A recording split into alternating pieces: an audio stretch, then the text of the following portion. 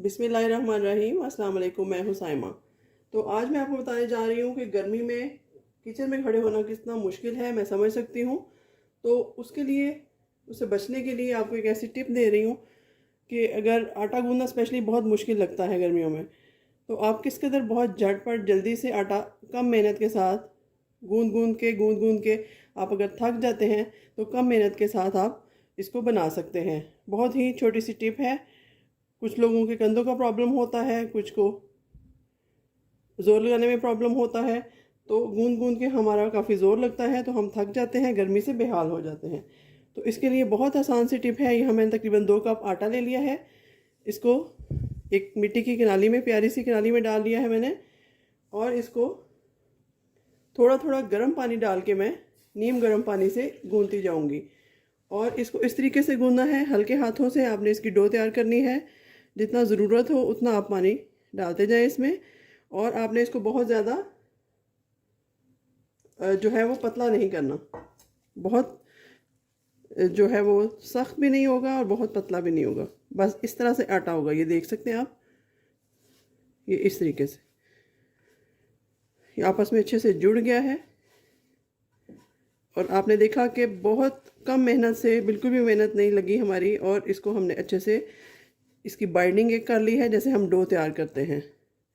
ये देखिए इस तरीके से। तो अब इसको मैं 2 से 3 मिनट तक रखती हूँ इसी पोजीशन में। उसके बाद देखते हैं क्या करना है। तो यहाँ ऑलमोस्ट 3 मिनट हो चुके हैं। अब इसको हम चेक करते हैं। डो को नीम गर्म पानी से गूंदा था तो थोड़ी गरम गरम लग रही है।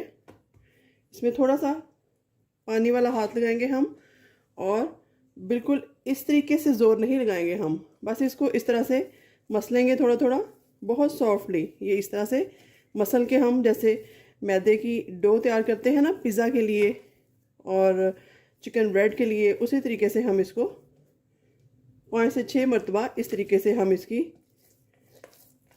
इस तरह से इसको नीट करेंगे। अपनी हथेली की इस साइड से बस इस तरह से करेंगे। और आटा भी हमारा जो है वो चक्की वाला है, असली गंदम का है, घर का आटा है, घर की गंदम का। तो बहुत जल्दी से ये एक जान हो गया है। तो ये देखिए जी, तकरीबन मैंने 3 से 4 मिनट भी नहीं लगे मुझे, और मैंने ये जो आटा है रोटी बनाने के लिए बिल्कुल रेडी है। इसको मैंने गूंद दिया है। ये देखिए परफेक्ट शेप आई है इसकी। अगर आप इसको रखे बगैर, स्टे दिए बगैर अभी रोटी बनाना चाहते हैं तो अभी भी आप इसकी रोटी बना सकते हैं। तो चलिए इसको एक प्यारे से बर्तन में शिफ्ट करते हैं। ये मेरे पास एक प्यारा सा डब्बा है, यहाँ मैं आटा रखती हूँ।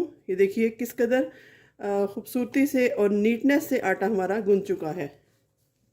तो आप भी यही मेथड अप्लाई कीजिएगा, ताकि आपको दूसरों को भी यही कहें कि आप यही तरीका अपनाएं और आसानी के साथ किचन में काम करें, गर्मी से बचें।